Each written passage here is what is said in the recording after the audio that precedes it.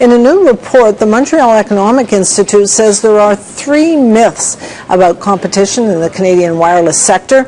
We're joined by one of the report's authors, Paul Beaudry. He's a competition lawyer and research associate with the Montreal Economic Institute. He is in Ottawa. Thanks for joining us. We're going to show our viewers, Paul, the 3 myths, but let's go through them one at a time. The first one is this one I hear all the time, that we pay too much. Canadians pay too much, or more than other countries, certainly, in terms of our wireless bills. That's myth number 1. Why is it a myth? Well, thanks for having me on the show, Francis. As you know, there's a hearing going on right now at the CRTC, and one of the questions being dealt with is whether the CRTC will impose a cap on roaming fees. And we thought it was good timing to publish this little note on debunking a few myths about our industry, just because a lot of people are basing themselves on the false premise that the Canadian wireless sector is uncompetitive. So with regards to pricing, a lot of people think that our pricing is way out of whack with other industrialized countries, but when we look at the research that has been done, it doesn't support that finding.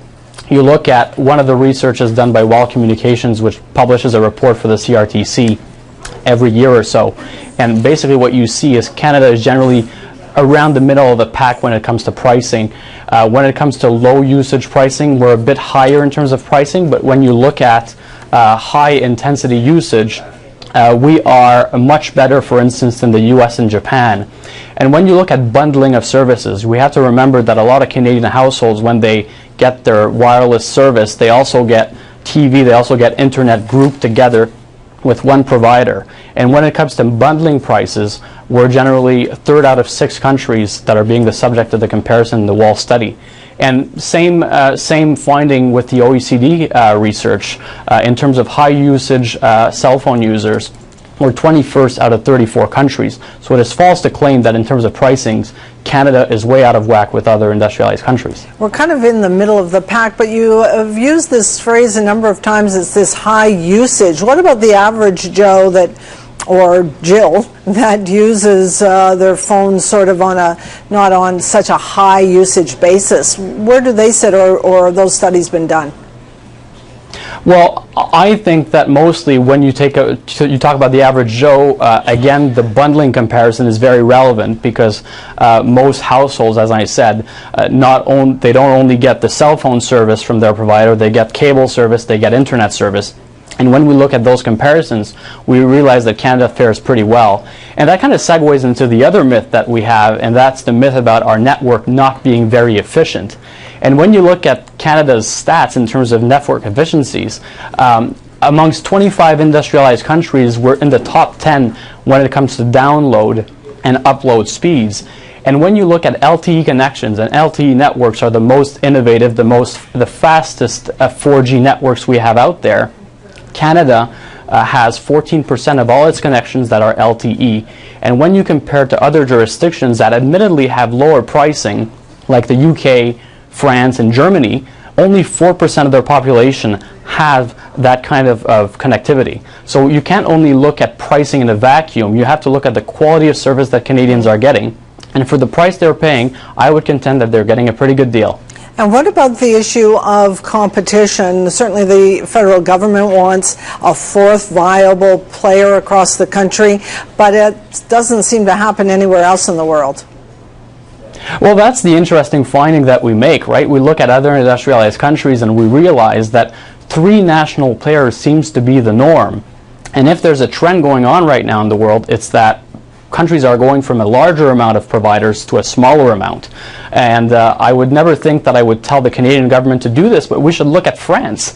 France currently has 4 national providers, and the government has publicly said, their Minister of Finance has said that he would do everything in his power to encourage the consolidation of telecom players. And that's because they've realized that there are policies that advocate for network sharing and people relying on other networks to provide their service is counterproductive and is leading to underinvestment in the sector.